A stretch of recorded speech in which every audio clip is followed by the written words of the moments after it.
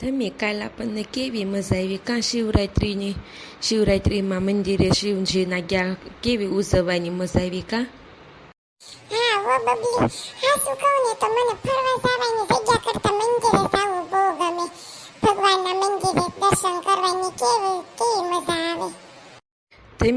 તમે બટા બેઠી વાતો કરો ત્યાં લો હું થોડુંક કામ છે ને કામ કરી નાખું. ના ના મમ્મી, તમે ઘડીક પોરો ખાઈ લો ને પછી કરી નાખશું આપણે બે થઈને. આવો આવો નાથા કાકા. હા હું કેવા આવ્યો છું, તમે બટા તાર પપ્પાને મોકલને, તાર પપ્પા હોય તો ઘરે નથી. ઘરે કેમ દેખાતા નથી? ના એ તો ઘરે નથી. આવો ભાઈ બેહો. હું કામ હતું એ એના ભાઈબંધની વહુને ઓપરેશન કરાવ્યું છે ને તે ન્યાય ગયા છે. ના ના બેન, બેહવું નથી. મારે આ તેલના ડબ્બા આવ્યા હતા ને ટેમ્પામાં, તે એને ઉતરાવા બોલાવા આવ્યો હતો. મેં કીધું એ હોય ને તો બોલાવી આવું તો ઉતારી દે મને એમ. તો કાંઈ નહીં, હાલો તો હું નીકળું. જવો તો મમ્મી, કાંઈ નાક શરમ છે. અહીં હું મારા પપ્પા અહીંયા નોકર બેઠા છે, તેલના ડબ્બા ઉતરાવા બોલાવા આવ્યા. આવા નમૂના છે, કઈ શરમ જેવી જાત જ નથી. એ બધું તો ઠીક, પણ મારા પપ્પા કોનું ઓપરેશન કરાવવા ગયા છે હારી? એ ઓલા તાર પપ્પા નહોતા વાત કરતા અહીંયા સુરત આવવાના છે, એની ભાઈબંધની વહુને ગોળો ફિટ કરાવવાનો છે. ટાટિયા ફહાઈ ગયા પડી હતી તે ઓલું ગોળો ફિટ કરવાનો હતો, ન્યાય ગયા છે બટા. એને તો કહેતા હતા ને ન્યા ઓપરેશન કરાવ્યું છે દેહમાં, અને પછી અહીંયા ફરીને લઈને આવ્યા છે. એવા તો ઓપરેશન 4-5 કરી નાખ્યા, પણ હવે અહીંયા આવ્યા છે ને અહીંયા સુરતમાં નથી કરવાનું, બહુ આઘે લઈને ગયા છે.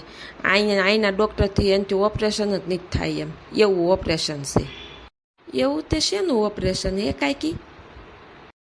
એના છોકરા માટલાનો ગોળો લઈને ગયા દવાખાને, તે ડૉક્ટર કે આ ગોળો ન હાલે, આ તો પાણી ભરવાનો ગોળો છે, અવડો ગોળો હું આમાં ફિટ કરું તો આ બેન બેહે કઈ રીતે, એટલે આવો ગોળો નહીં, તમે નાનો ગોળો લાવો.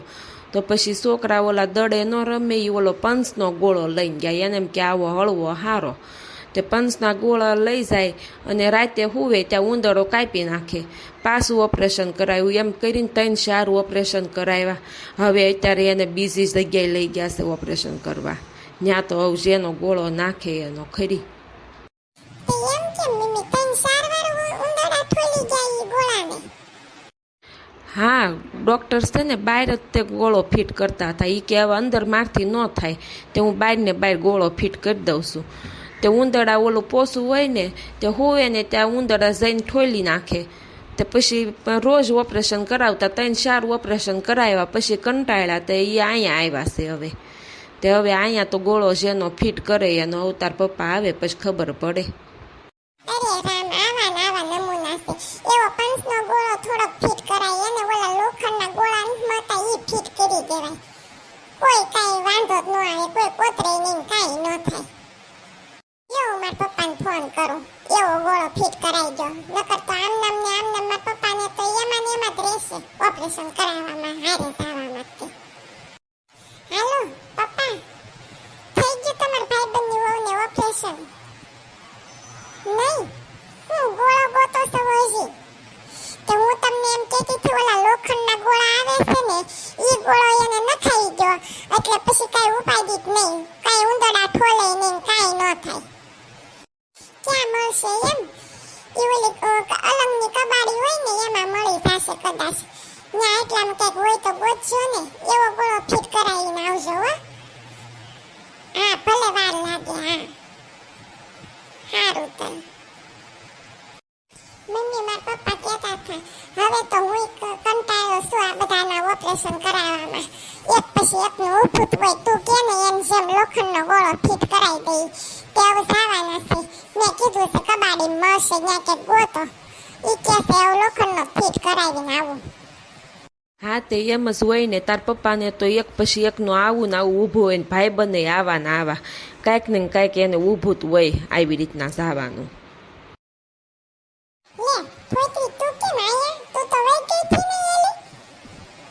અમને એમ થયું કે તું વઈ ગઈ છો, તેજી તું બાંગાને લઈને વઈ ગઈ થી માર સગાઈમાંથી કે અમને એમ કે તું વઈ ગઈ છો. તો નકર તો એમ કાલ શિવરાત્રીમાં મંદિરે ગયા હતા શિવજીના, તો તને ન કહેતું? તે વય જ ગઈ હતી ધીમી, હું કાંઈ અહીંયા નહોતી તે દી બાંગાને લઈને ગઈ ને તાર સગાઈમાંથી, પછી હું વય જ ગઈ હતી એને લઈને. પણ અત્યારે તો હું ફરીને આવી છું.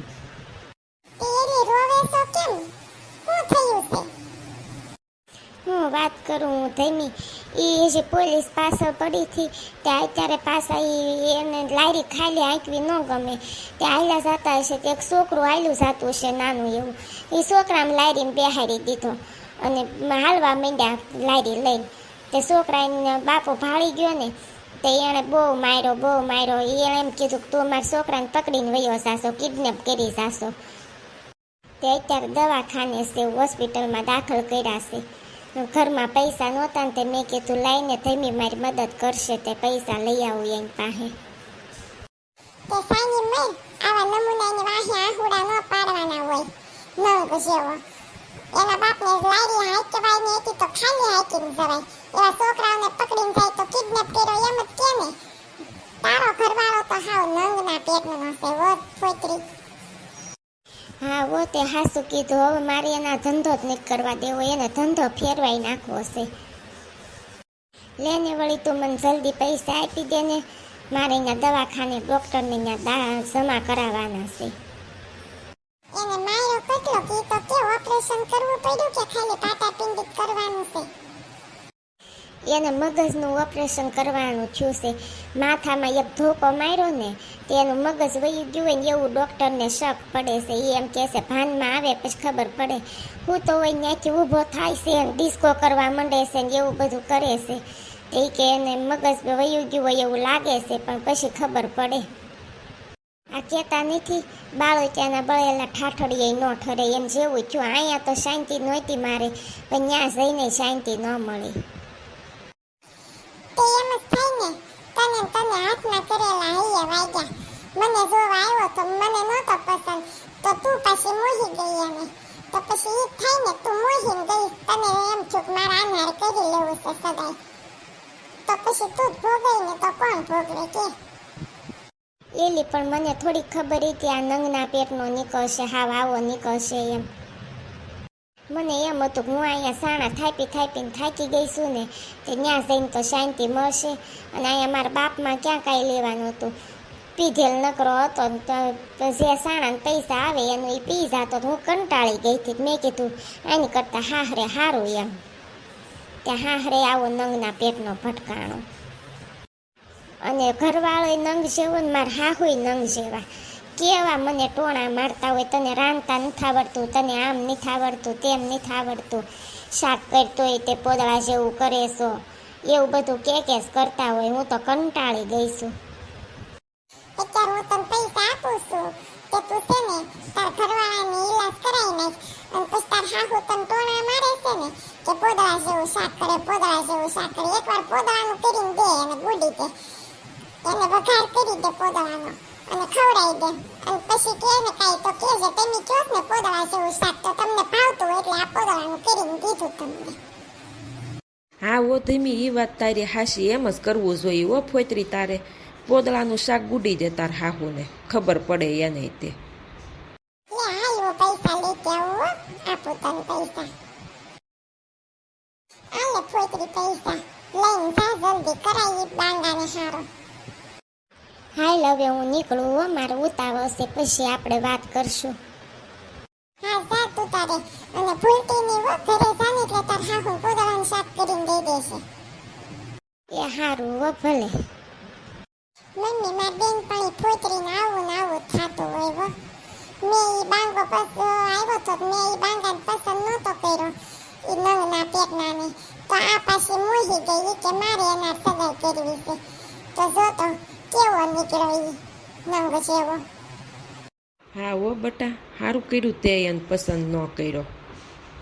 મેં પસંદ ન કર્યો મમ્મી, પણ જો કદાચ ઈ મારે હારે એની સગાઈ થઈ હોત ને તો હું એને આવો ન રહેવા દે, સીધીનો દોર કરી નાખે. આ તો ફોતરી છે ને એને બિચારી હોજી પડે છે. મારી જેવી એને ફટકાવવાની જરૂર છે, સીધીનો દોર કરી નાખે તો એને. ધીમી, આપણે એ બાંગેને ખબર કાઢવા જવું જોશે ને દવાખાને. આપણે પછી આંટો મારી આવશું હો કાલ. તારું દાદુ કાલ નો જવાય, સાંજે આંટો મારી આવશું. તું હવે જા તાર બપોર પછી આપણે આટો મારી આવશું દવાખાને.